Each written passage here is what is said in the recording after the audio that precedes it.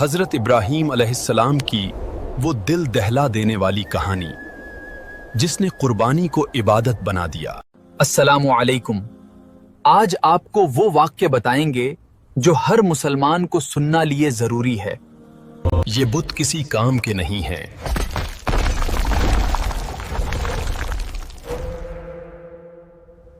حضرت ابراہیم علیہ السلام بچپن سے ہی سچائی کے تلاشگر تھے۔ ان کی قوم بتوں کی پوجا کرتی تھی۔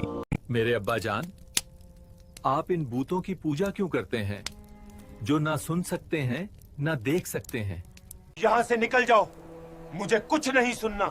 ٹھیک ہے، میں اللہ سے آپ کے لیے دعا کروں گا۔ حضرت ابراہیم علیہ السلام کو ان کے باپ آزر نے ان کو نکال دیا۔ پھر شروع ہوئی ایک نئی داستان۔ ہر طرف شرک تھا، جھوٹے خداؤں کا ڈر لوگوں کے دلوں میں بیٹھ چکا تھا۔ لیکن ابراہیم علیہ السلام کا دل ان پتھر کے بتوں کو کبھی ماننے کے لیے تیار نہیں ہوا۔ وہ آسمان کی طرف دیکھتے، ستاروں کو دیکھتے، چاند کو دیکھتے، سورج کو دیکھتے اور سوچتے کیا یہ میرا رب ہو سکتا ہے؟ لیکن جب سب ڈوب جاتے تو وہ سمجھ جاتے اصل مالک صرف ایک اللہ ہے۔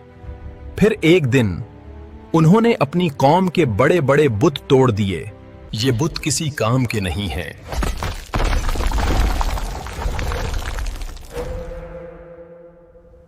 یہ کیا ہو گیا؟ ہمارے معبودوں کو کس نے توڑا؟ ضرور یہ اسی نوجوان کا کام ہے۔ تم اس بت سے پوچھو، اس نے سب کچھ کیا ہے۔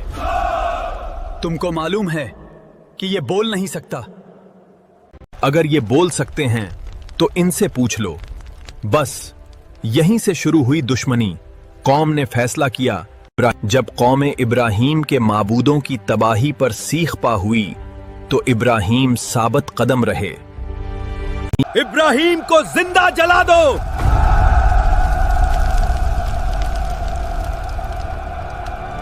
ابراہیم کو زندہ جلا دو۔ ایک بہت بڑی آگ تیار کی گئی۔ شعلے آسمان کو چھو رہے تھے۔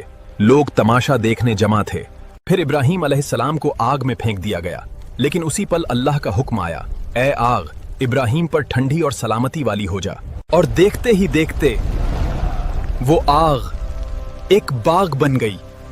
اس دن پوری دنیا نے دیکھ لیا۔ بزرگ ہستی جن کا چہرہ نور الہی میں چھپا ہے، برسوں اللہ سے دعا کی،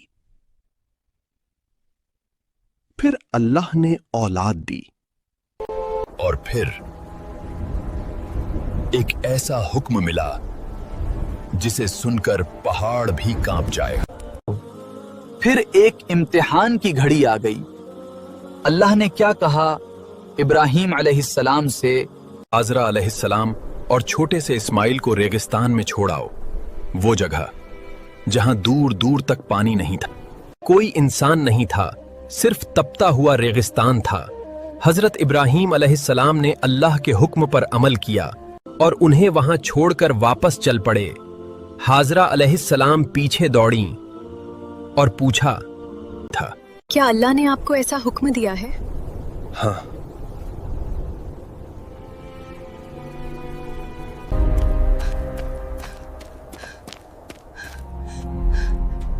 کوئی میری مدد کرو۔ یا اللہ، پانی اور کھانا ختم ہو گیا ہے، میرا بچہ پیاسا ہے، اس ویرانے میں کیا کروں؟ سوچئے اگر کوئی عام انسان ہوتا تو ڈر جاتا، بھاگ جاتا۔ اللہ نے جبریل علیہ السلام کو مدد کے لیے بھیجا اور پھر جہان میں خیریت برپا ہوئی۔ پھر اللہ نے جبریل علیہ السلام کو بھیجا مدد کے لیے۔ یہ اللہ کی رحمت ہے۔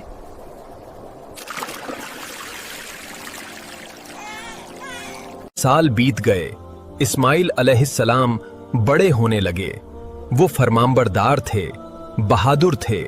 وہ پھر اسے حکم ملا، ایک ایسا حکم جو اس کی دنیا بدل دے گا۔ میرے بیٹے، میں نے خواب میں دیکھا ہے کہ کہ میں تمہیں ذبح کر رہا ہوں، تمہاری کیا رائے ہے؟ اور اپنے والد کی طرح اللہ سے محبت کرنے والے تھے۔ پھر ایک رات حضرت ابراہیم علیہ السلام نے ایک خوفناک سپنا دیکھا۔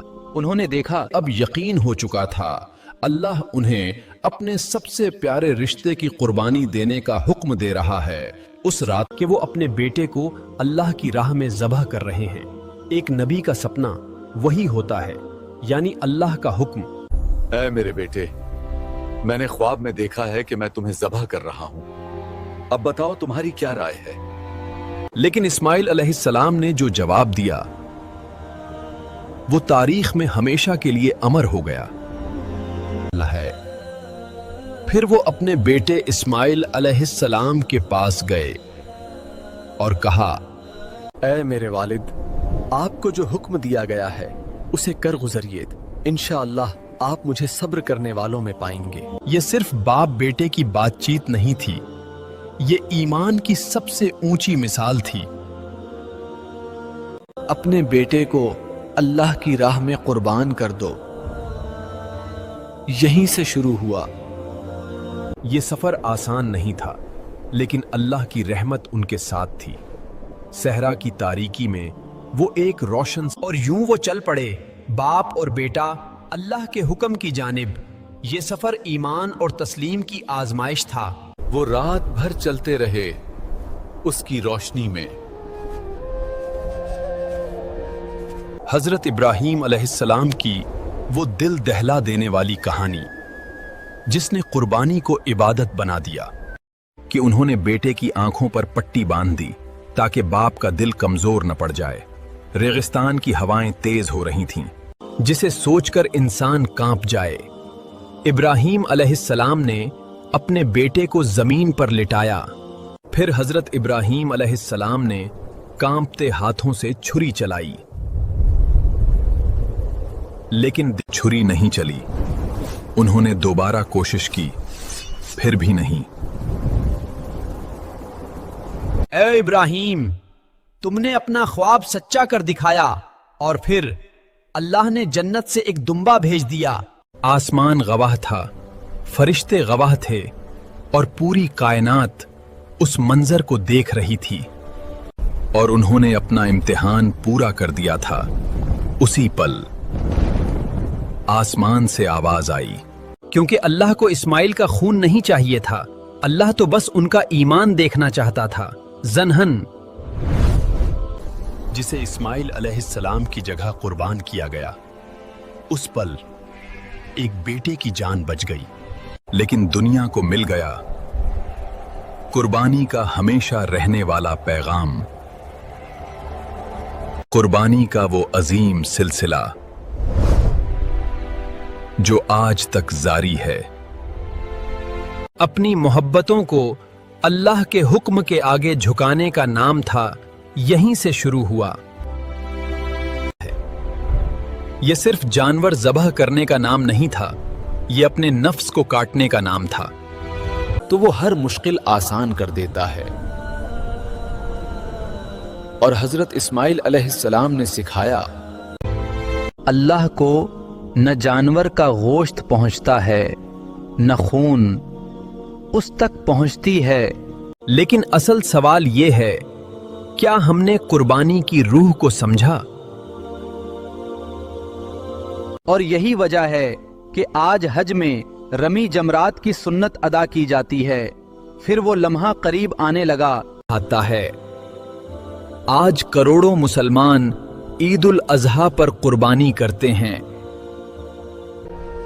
اسلامی تاریخ میں کچھ واقعات ایسے ہیں جو صرف کہانیاں نہیں، آگ میں ڈالے گئے، وطن چھوڑنا پڑا، اولاد کی جدائی دیکھی، لیکن یہ مقام انہیں یوں ہی حاصل نہیں ہوا۔ انہوں نے اپنی پوری زندگی اللہ کی راہ میں آزمائشوں کے ساتھ گزاری، بلکہ ایمان کی سب سے بڑی مثال ہیں۔ حضرت ابراہیم علیہ السلام کا واقعہ بھی انہی میں سے ایک ہے۔ انہیں خلیل اللہ کہا گیا، یعنی اللہ کا دوست۔ تاریخ کے دھندلکے میں یہ روایت چمکتی ہے، قربانی حب الہی کا اظہار، حج اور قربانی ابراہیم علیہ السلام کی سنت ہے تا قیامت تک کے جاری رہے گی۔ حضرت ابراہیم علیہ السلام نے ہمیں سکھایا کہ اگر انسان اللہ پر پورا بھروسہ کر لے اور اپنے گناہوں کو اللہ کی راہ میں قربان کرنا ہوگا، تبھی ہم اس قربانی کی اصلی روح کو سمجھ پائیں گے۔ اس تک پہنچتی ہے ہماری تقویٰ، ہماری نیت، ہمارا ایمان، اور اپنے گناہوں کو اللہ کی راہ میں قربان کرنا ہوگا، تبھی ہم اس قربانی کی اصلی روح کو سمجھ پائیں گے۔ ہر قربانی ہمیں یاد دلاتی ہے اور اپنے گناہوں کو اللہ کی راہ میں قربان کرنا ہوگا، تبھی ہم اس قربانی کی اصلی روح کو سمجھ پائیں گے۔ ہر قربانی ہمیں یاد دلاتی ہے کہ ہمیں اپنی بری عادتوں، اپنے گھمنڈ، اپنی نفرت چھوڑنا ہوگی۔ اسلام کے 5 ارکانوں میں سے یہ حج ہے، ہر مسلمان کے لیے فرض کیا گیا ہے۔ اس قصے سے ہم کو کیا سبق ملتا ہے؟ اللہ کی ہر آزمائش میں ہم کو صبر کرنا چاہیے، جتنی پریشانی آئے ایمان پر ڈٹے رہنا چاہیے، اور قربانی جو ہم کریں وہ اللہ کی رضا کے لیے بلکہ نہ دکھانے کے لیے۔ ویڈیو پسند آئے ہو تو ہم کو ضرور بتائیں۔